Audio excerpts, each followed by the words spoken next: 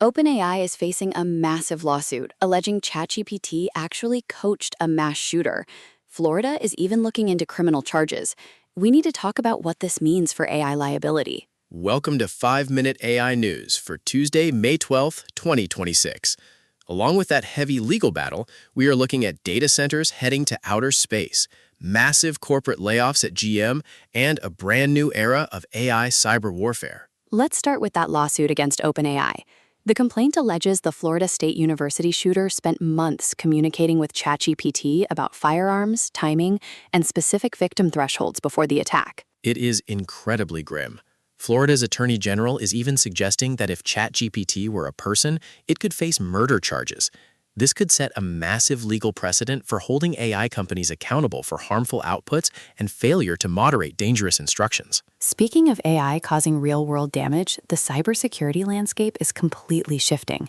Researchers found that AI models can now turn software patches into fully functioning exploits in just 30 minutes. That completely destroys the traditional 90-day vulnerability disclosure window, and we are already seeing this in the wild.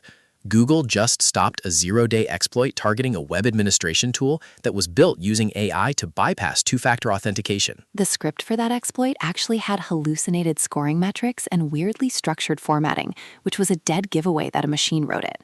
On top of that, a new Bloomberg investigation shows generative AI is now fueling industrial-scale identity theft, making things like dark web social security lookups and deepfake IDs scarily common. Transitioning from security to enterprise strategy, OpenAI is making a huge corporate move to help businesses navigate all this. They just launched DeployCo, a majority-controlled subsidiary focused purely on enterprise AI consulting. It looks like they are borrowing from the Palantir playbook to help large companies actually integrate these frontier models into their core operations. And companies definitely need the help, especially with their workforces. General Motors just laid off hundreds of IT workers to specifically hire for AI native development and prompt engineering. That is a harsh reality check for traditional tech roles. But everyday adoption is definitely surging across the board. Early 2026 data shows ChatGPT usage is growing fastest among users over 35, and the gender gap is finally closing. It is becoming a totally mainstream utility. Even legacy brands are trying to ride the wave. Dig just relaunched, completely repositioning itself from a social platform to an AI-powered news aggregator that tracks influential voices and surfaces relevant content. On the research front, efficiency is the name of the game right now. Baidu's new ERNIE 5.1 model just achieved a massive 94% reduction in pre-training costs while still competing with heavyweights like GPT 5.5 Search. That once-for-all training approach they used is brilliant for democratizing access. Meanwhile, Mira Murati's startup Thinking Machines is moving away from traditional text prompts entirely. They just unveiled interaction models that constantly process audio and video to collaborate with users in real time. That sounds amazing, but regulators are scrambling to keep up with these new paradigms. The EU is currently demanding access to frontier models. OpenAI is cooperating by letting regulators review their GPT 5.5 cyber model, but Anthropic is apparently still holding back access to its new Mythos model after multiple meetings. Regulation is tough, but finding the physical resources to run these models might be harder.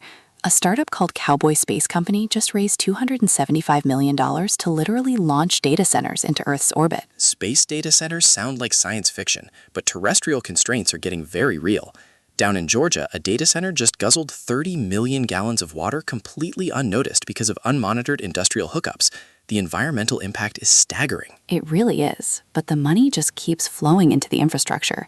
NVIDIA has already invested over $40 billion into AI startups this year alone. Plus, they just signed another $2 billion deal with data center provider IREN.